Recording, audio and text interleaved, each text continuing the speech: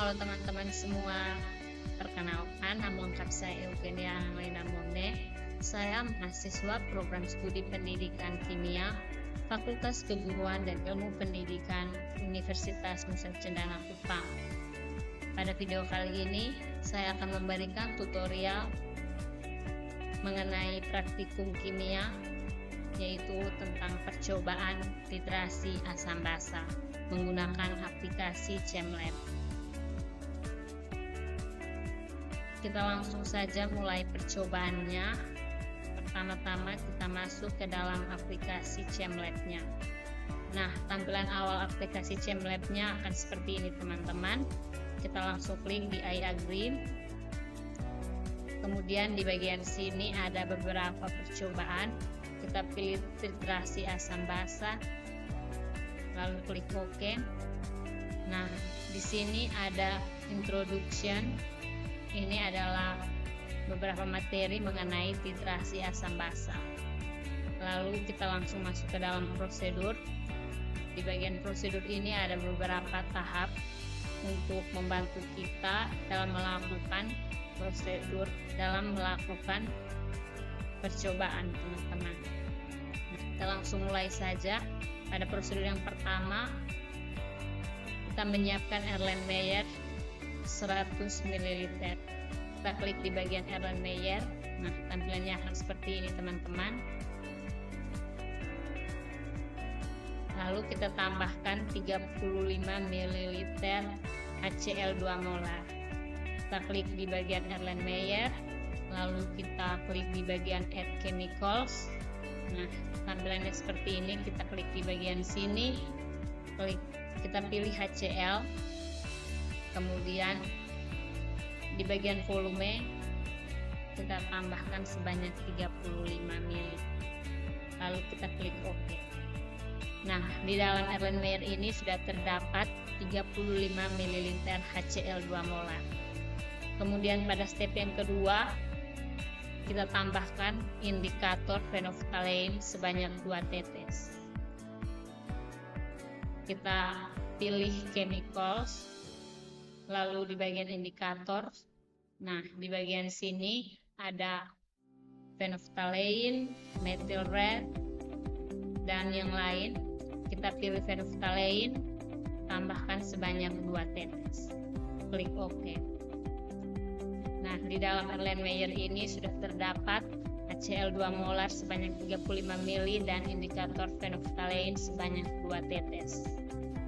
Nah, selanjutnya teman-teman, di prosedur yang ketiga kita mengecek pH meternya. Kita klik kanan bawah di bagian kursor, lalu di bagian paling atas ada pH meter. Kita klik pH meter.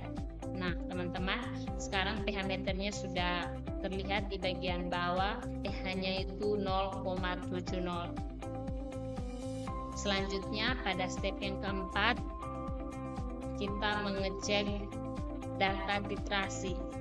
Kita klik lagi di bagian kanan bawah, lalu di sini ada tulisan collect titration data.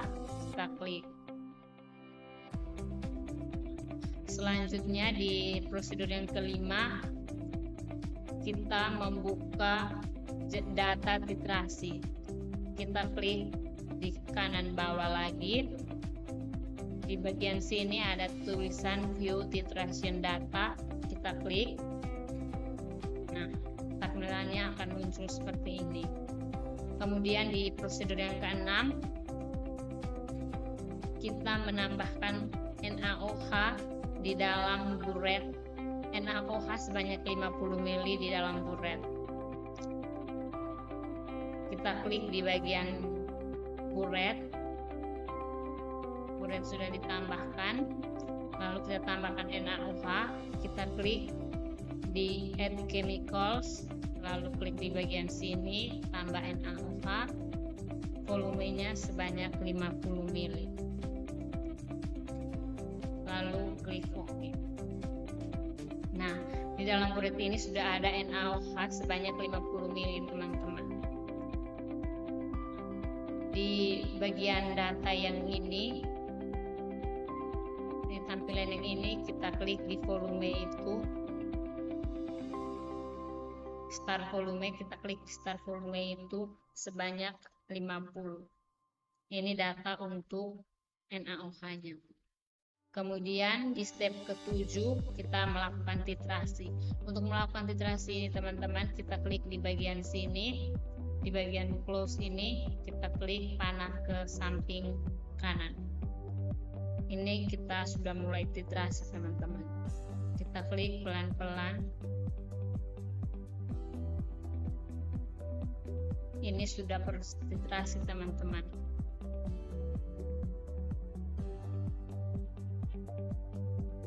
Nah, kita akan tunggu sampai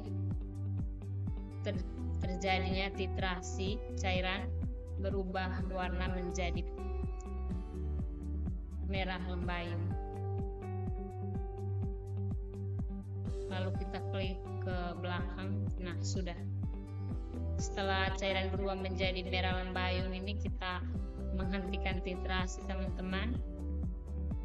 Nah, jadi di sini volume yang terpakai itu sebanyak 36,20.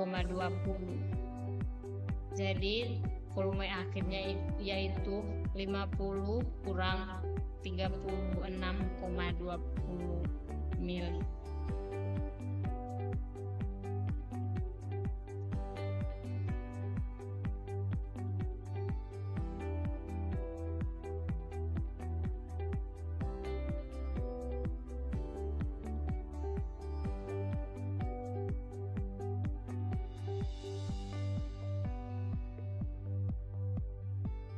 Jadi volume akhirnya adalah 13,80. Nah,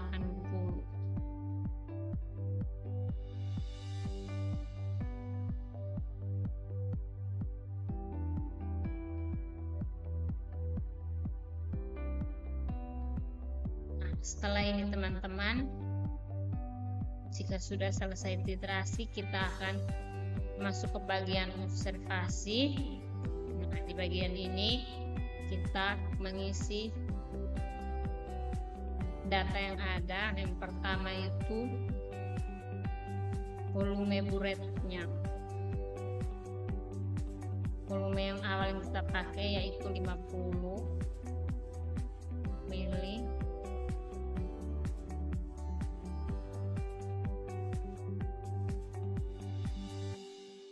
Lalu volume akhirnya 13,80.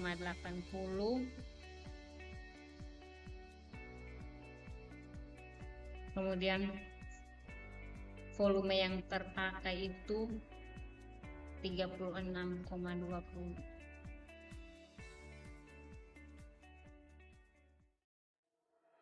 Nah, selain itu teman-teman, ada juga beberapa pertanyaan di bagian bawah.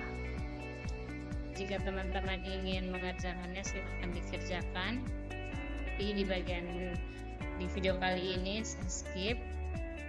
Nah, teman-teman, begini cara melakukan tutorial titrasi asam basa menggunakan aplikasi ChemLab.